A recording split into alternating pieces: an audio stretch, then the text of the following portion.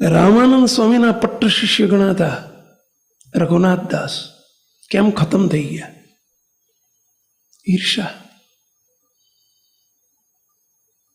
મહારાજ પધાર્યા જ્યારે સત્સંગમાં, મહારાજ તો સૌથી જુનિયર હતા, રાજાધિરાજ, અને રામાનંદ સ્વામી આ તો બધી પૂર્વની પ્રીત હતી, આખું પ્રી પ્લાનિંગ હતું.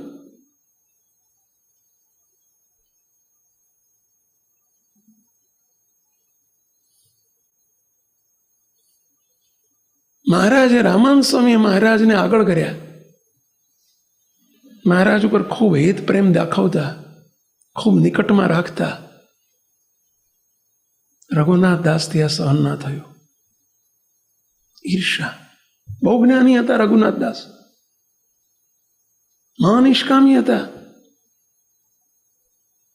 બોલો, પણ મોટપ દેખી ના શકાય. કાલ સવારનું બોલો નીલકંઠ સરજુદાસ કાલનો આવ્યો છે, રામાનંદ સ્વામીની બુદ્ધિ ભ્રષ્ટ થઈ ગઈ છે કે, બોલો, પોતાના ગુરુ માટે આવા શબ્દ વાપરે, બુદ્ધિ ભ્રષ્ટ થઈ ગઈ છે,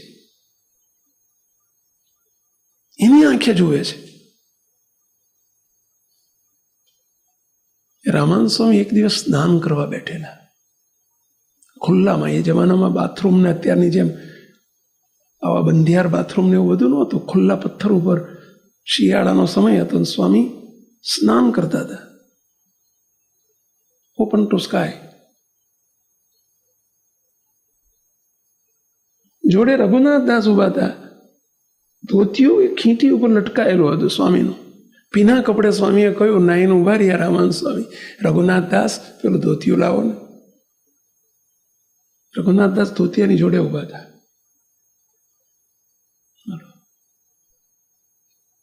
છેટે ડાંગરની કુસ્કી આવે, ડાંગરના ફોતરી હોય ને કુસ્કી કે ગામડામાં. ડાંગરમાંથી ચોખા કરે ને ત્યારે જે પેલો ઉપરની ફોતરી હોય ને ગામડામાં કુસ્કી કહેવાય.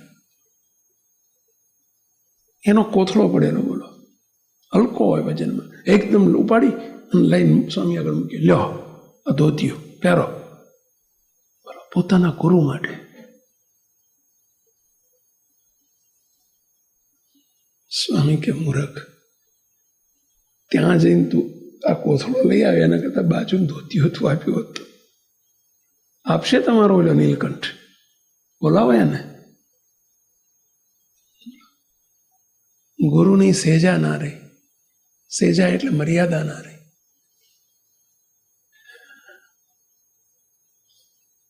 ક્યાં ગયો ગુરુ ભાવ? પરિણામ શું આવ્યું? સત્સંગના ઇતિહાસમાંથી, સત્સંગના પાનામાંથી નામ નીકળી ગયું ભાઈ.